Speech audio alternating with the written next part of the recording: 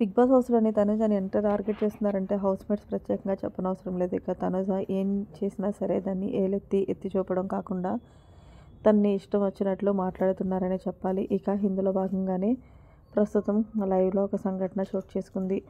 అయితే తనుజని టార్గెట్ చేస్తున్నారు అంటూ తనుజనే తనకి తానే బాధపడుతూ ఇమ్మాన్యుయల్ కంప్లైంట్ చేసింది. అసలు ఇమ్మాన్యుయల్, నేను ఒక విషయం చెప్పాలనుకుంటున్నాను. నేను ఎప్పుడైతే ఫుడ్ మానిటర్‌గా బాధ్యత తీసుకుంటానో అప్పుడే కావాలని హౌస్‌మేట్స్ అందరూ కూడా నన్ను టార్గెట్ చేస్తున్నారు. ముఖ్యంగా సంజన గారైతే లాస్ట్ టైం ఏదైతే బోబు విషయంలో జరిగిందో అప్పుడు కూడా ఆవిడ చాలా పెద్ద రాద్ధాంతం చేసింది. మళ్ళీ నిన్న ఫుడ్ సరిపోలేదంటూ మళ్ళీ పెద్ద రాద్ధాంతం చేసింది. ఒకవైపు మాధురి ఏమో నాకు చపాతీలు సరిపోవట్లేదు అంటుంది. ఇంకొక వైపు ఏమో పవన్ కళ్యాణ్ నాకు రైస్ సరిపోవట్లేదు అని అంటున్నారు. ఇదంతా చూస్తే కావాలని నేను ఫుడ్ మానిటర్‌గా ఉన్నాను కాబట్టే ఇంతలా టార్గెట్ చేసి మాట్లాడుతున్నారేమో అనిపిస్తుంది. నువ్వు ఒకసారి గమనించు, లాస్ట్ వీక్ ఆ పై వీక్ కూడా ఎవరు కూడా అసలు మాటేం మాట్లాడలేదు. అంటే కనీసం ఫుడ్ విషయంలో తక్కువైనా సరే ఇప్పుడు చూడు, నేను ఫుడ్ మానిటర్‌గా ఎప్పుడైతే బాధ్యత తీసుకున్నానో అప్పటి నుంచి నన్ను టార్గెట్ చేస్తున్నారు. ఇది ఎంతవరకు కరెక్ట్ అంటావు అంటూ ఇమ్మాన్యుయల్‌కి చెప్పుకొచ్చింది.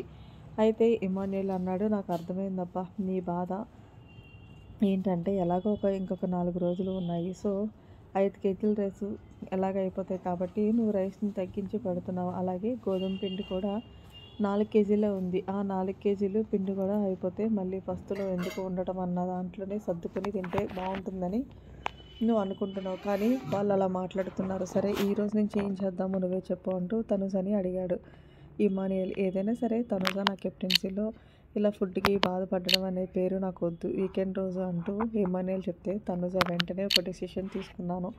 నేను ఏంటి అంటే ఈ రోజు నుంచి 4½ రైస్ పెట్టి ఒక్కళ్ళకి 3 చపాతీలు చేద్దాం అనుకుంటున్నాను ఇమ్మాన్యుయల్. నువ్వేమంటావు అంటే సరే నీ ఇష్టం అమ్మ అంటూ చెప్పుకొచ్చాడు ఇమ్మాన్యుయల్. ఈలోగా ఇదంతా బాగానే ఉన్నప్పటికీ పవన్ కళ్యాణ్ అయితే నక్కి నక్కి మరి నక్కలాగా తనుజ ఏం మాట్లాడుతుంది అనేది పక్క నుంచి వింటున్నాడు పవన్ కళ్యాణ్ కూడా. తనుజని టార్గెట్ చేస్తున్నాడు క్లియర్ కట్‌గా. తనుజని ఎప్పటి నుంచి టార్గెట్ చేస్తున్నాడంటే శ్రీజ హౌస్‌లోకి రావటం, హింట్లు ఇవ్వడం, దీని ద్వారా తనుజని అలా టార్గెట్ చేసి నాకు కూడా రైస్ సరిపోవట్లేదు అంటూ దానికి కూడా ఏసి చెప్తున్నాడు. నిజంగా పవన్ కళ్యాణ్ ఎప్పుడు ఎలా ఉంటాడనేది తెలియదనే చెప్పాలి.